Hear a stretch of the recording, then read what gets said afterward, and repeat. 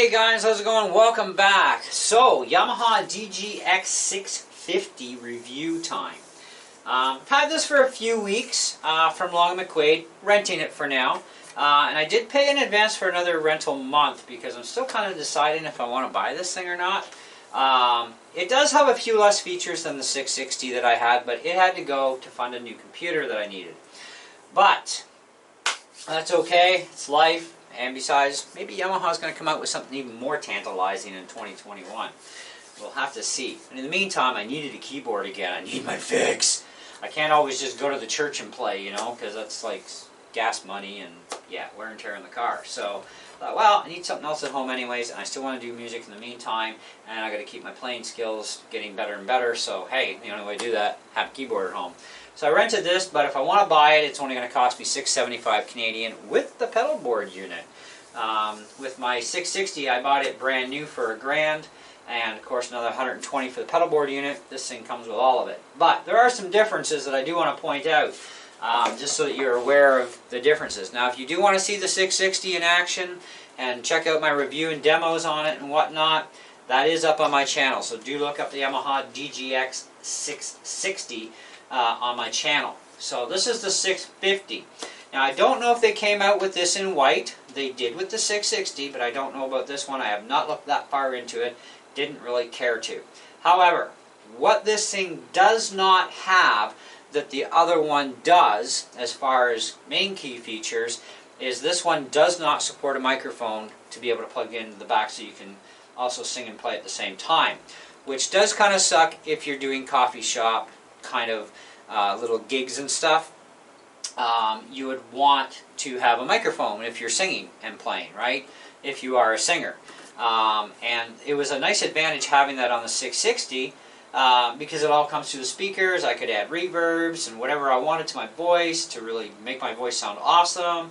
And it plays along and I can control my levels. It's like onboard mixing system.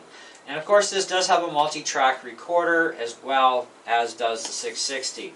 Among other features that are virtually identical, there's a difference in the polyphony though. Only 129 on this one and 192 on the 660. So being without a microphone does kind of suck, but it is not a deal breaker because I'm always in here with this keyboard. I don't take it anywhere.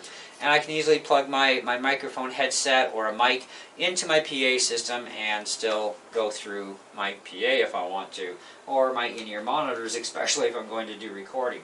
But that's one difference. Second difference. Now, the sounds are the same, especially for the main pianos. They are definitely identical to the 660, but on this one you cannot alter the lid heights on the pianos to alter their main characteristical sound. Okay, that's one thing you cannot do on this that is available on the 660. The other difference is going to be with the sustain pedal input jack on the back. It's a 1/4 inch jack, which is fine. Now you do get a sustain pedal with this when you buy it brand new, as you do with the 660, and it's just a basic sustain. It's either you push it on and you got full sustain, or you lift your foot off and you have no sustain. Okay, but you can also program either one to have sustain on all the time, which is kind of pointless actually, because it does make some things sound horrifying. But anyways, with the pedal board unit though, with the 3 pedals down below, you do get variable sustain, which is very nice and handy to have. So it is actually worth spending the extra $120 to get the pedal board unit underneath. Now I am talking Canadian prices here. I'm not talking American prices. So keep that in mind. So do check your own country you live in for prices. There's a difference in the coloration of the keypad and a few other of the buttons, different colors than the 660. And of course those features would also be available on the 660 in here that they're not here because you don't have those features. But for the amount of differences, really, there's not that much that they added to the 660 to make it much different than this, okay? Because even looking at the 2 keyboards side by side, it's very difficult to tell them apart unless you're really paying attention to them. But at a quick glance, you'd never notice. Now, this also has 88 keys that are full size, same as the 660, They are also weighted keys as well, so it has Yamaha's graded weighting dealie. Both have pitch benders, of course, so we have a pitch bender here as well. For all the full details, though, on this keyboard, because we're not doing a whack load of videos on this thing, do download the free manual from Yamaha. So go to Google and type in Yamaha Dgx 650 manual, or the word specs. But all the specs are in the manual, so just do manual. Then you can get a whole list of all the available sounds, all the available music styles, all the available drum kits, all the available everything else, how to program everything, how to custom set up the keyboard the way you want it. Now, another thing that is definitely going to be the same is the headphone line-out jack. It's one jack, and what you want to do is, if you're going to go to a PA system, you're going to want a stereo 1/4-inch jack going off to a left and right cable, which is actually the best, to be honest, and go into a channel on the board that has left and right mono inputs, okay, on that end, and you still get your stereo that way. But it is a better representation of a stereo sound, because otherwise if you go a TRS plug out on this to a microphone input jack, for example, that's TRS or XLR, because pretty much every mixer is nowadays, then what happens with that is, yes, you still get balance, but you're not getting the same stereo sound. So there is a audible difference that you will notice, as well as the amount of output difference and so on. So you want to do what I said in the beginning, is split it to a, go from the headphone stereo out to a splitter and go into a left and right channel on the mixing board. Because see, on a mixing board, you do not EQ a piano. You just leave bass and treble at 12 o'clock, or bass, mid, and treble all at 12, because that's going to give you the natural sound of that piano. You don't want to EQ that. If you want it EQ'd, do that later in your recording. And same with a lot of other things. You don't want to EQ them. You want that to be able to be available to you afterwards, so you can really custom tailor the sound of each instrument and so on. Okay? So there's some little bit of recording tips for you. However, I will play a little bit on this thing for you guys so you get a bit of an idea. This thing does sound identical to the 660. So.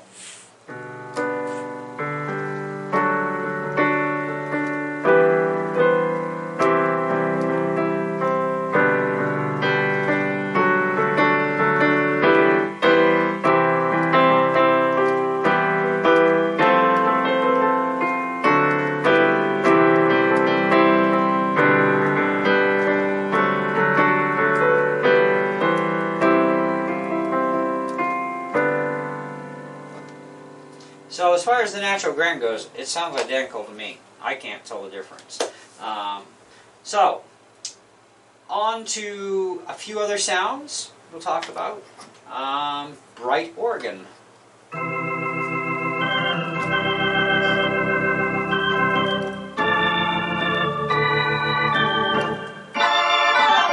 I can squeal. What else we got? Harmonica. Now some sounds do sound very realistic, and some actually do kind of suck.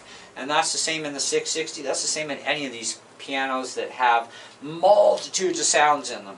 It's functionality, but sometimes you just got to find the right octave on the keyboard too that will sound the way it should. And sometimes it ain't going to happen, depending on the instrument you pick. But we have guitars on here too. You know, you got bass guitars as well, blues guitar.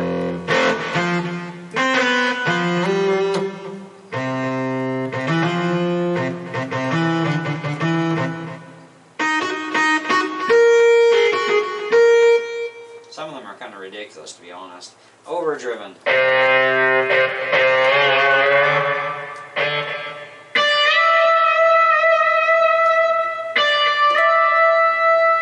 Now with the pitch bend wheel, you can also assign more pitch to it, so you can really drive that pitch high or really drive it low. Default setting is actually 2.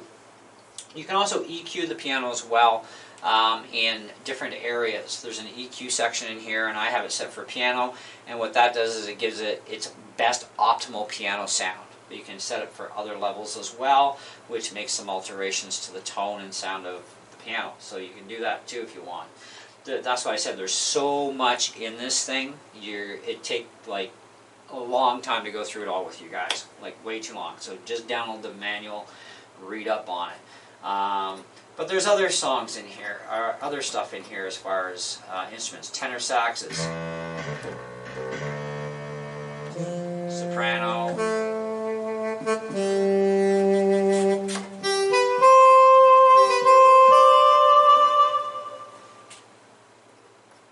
Oh, they got a trombone in here. How realistic is it though?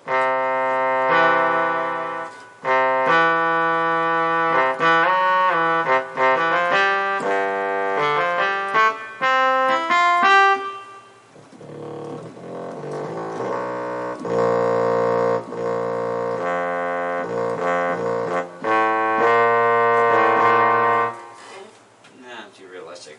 Trombone section.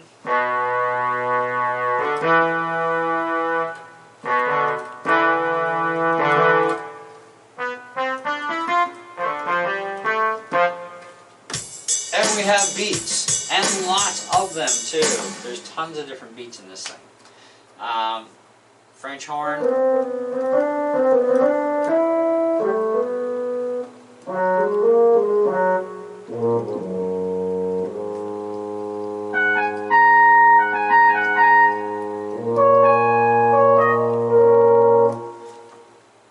So you got boatloads and boatloads of sounds in this thing. It's crazy. They even got drum stuff.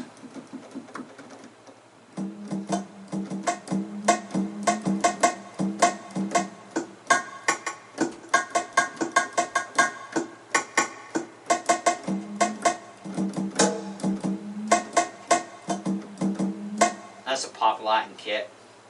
They got all kinds. This is called Dream. It's a piano voice.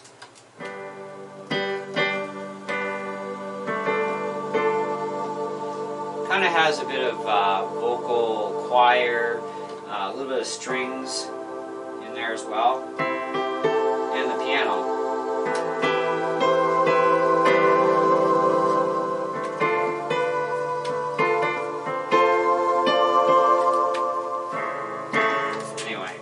So there's more and more and more and more and more and more. And we have like the music database with all kinds of stuff in here.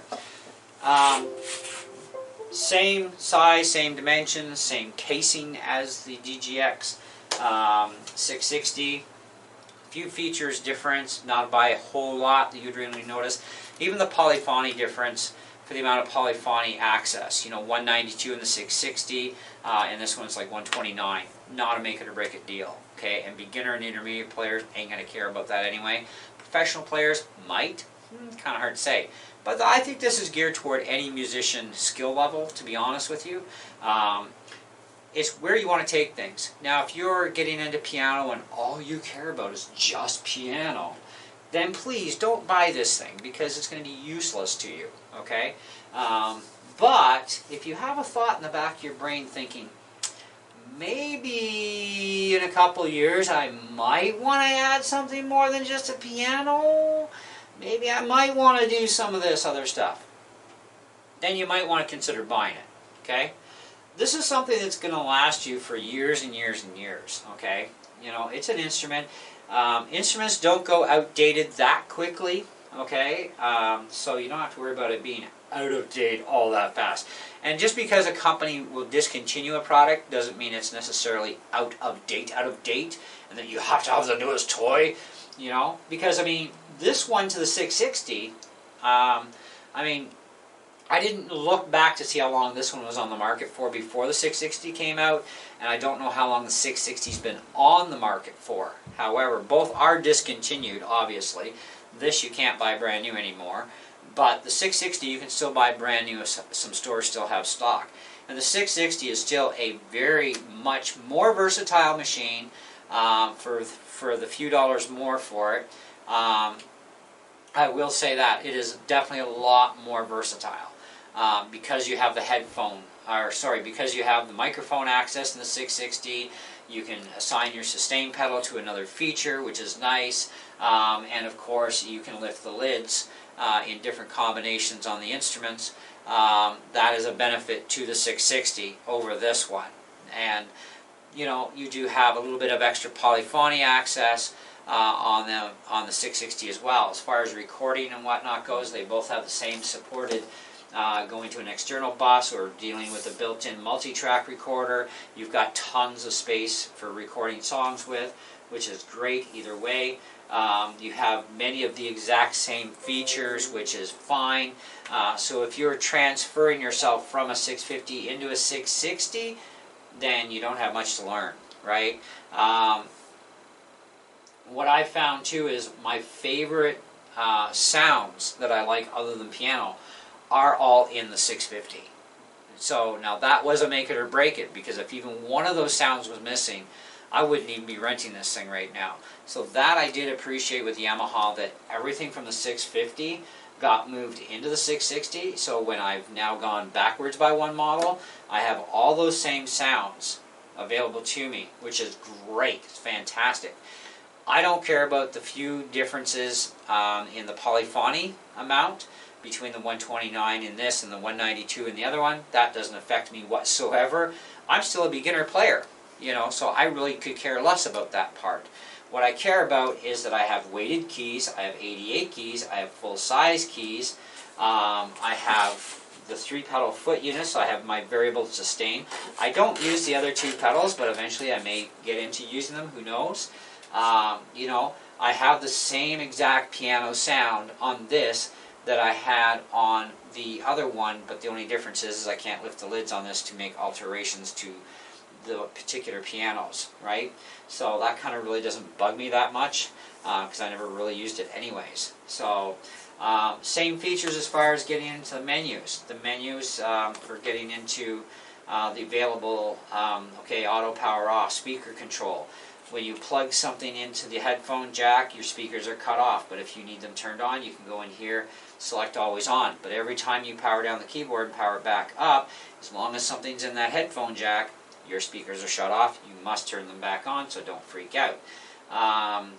Same as your transpose. You can transpose up or down 12 levels, okay? So plus and minus.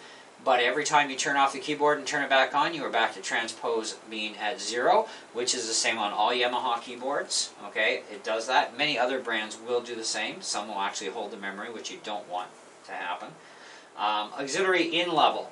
There is an auxiliary in port, so you can hook up your iPad or your Android device or your phone with music on it, play along to your own favorite music. Who says you have to play along with the music database that's in here? Nobody. You don't have to. You don't have to use it. But you can actually plug another device into the auxiliary in. However, you can't do it with a microphone. Okay, you cannot plug a microphone in there. I tried.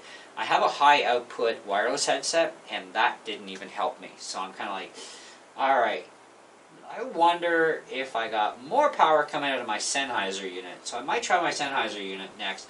However, the only problem with this is I get a flat vocal response. This is the only problem with trying to plug a mic into the auxiliary level to get it to work, I'm going to have a flat response in my vocals. So I can't put reverb in there or any of that jazz. However, not a deal breaker, because when I pipe that stuff through into my computer, I can do my vocals as a separate track just sitting here, so I can listen back and just sit here and go, okay, fine, and I can sing along with the song, and then get my vocals on another track. Or I can play and sing at the same time, but then what happens with that is I'd have to add just a slight bit of reverb to help accent the piano, but at the same time it's going to accent my vocals.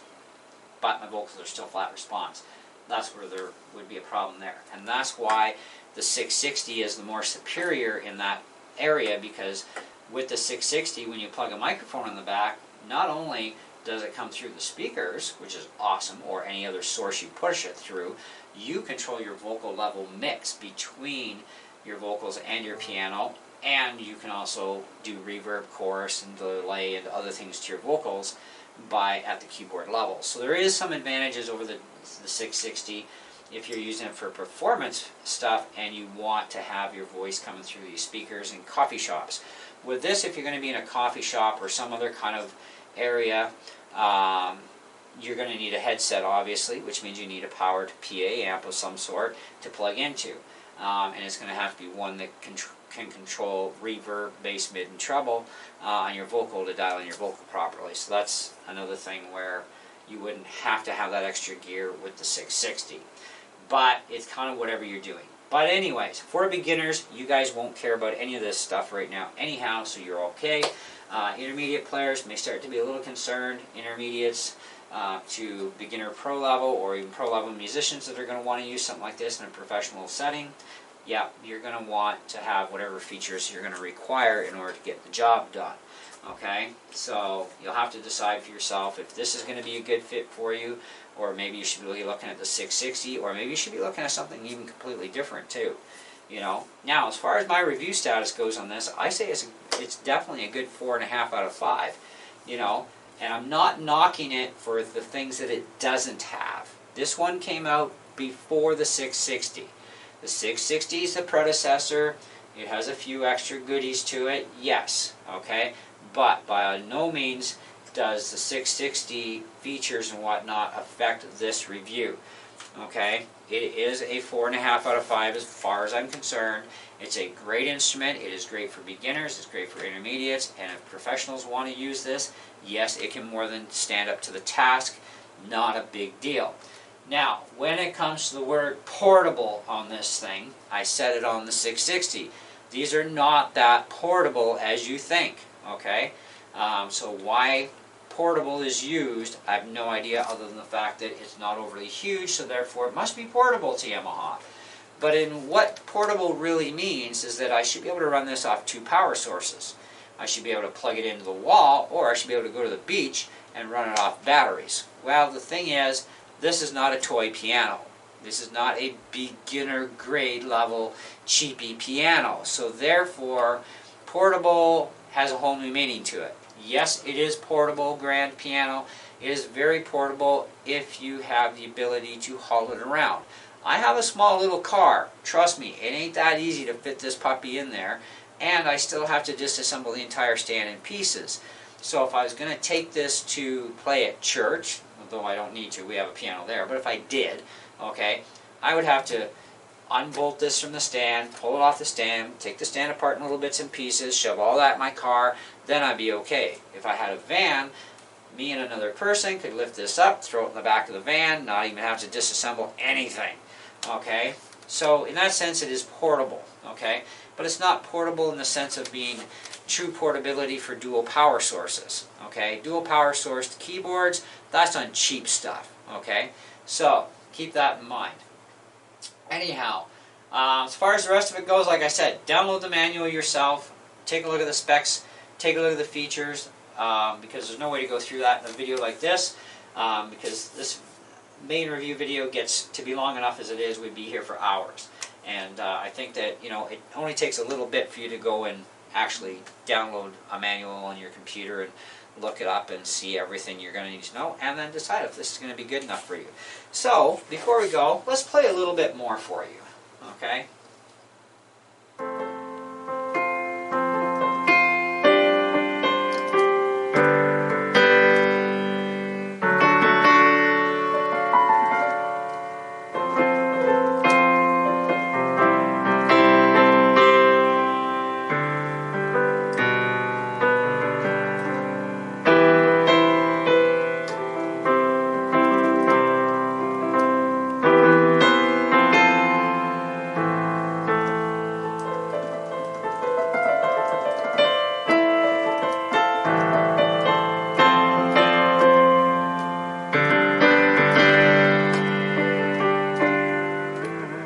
There's our pitch bender. Alright, so anyways guys, I'm out of here. We're not going to go through a bunch of voices and stuff. We don't really need to do that, but we'll go through the minimal amount. So, thanks for watching. Hope you enjoyed the video. If you did, you know, leave a like. If you're not subbed, you know the deal. Smash subscribe, smash the bell, ask for other notifications for any new uploads I have. do feel free to check out the other 3,000 plus videos on my channel. Got everything from music to tech to pellet guns to you name it. All kinds of stuff. In the meantime, we'll catch you later. See ya.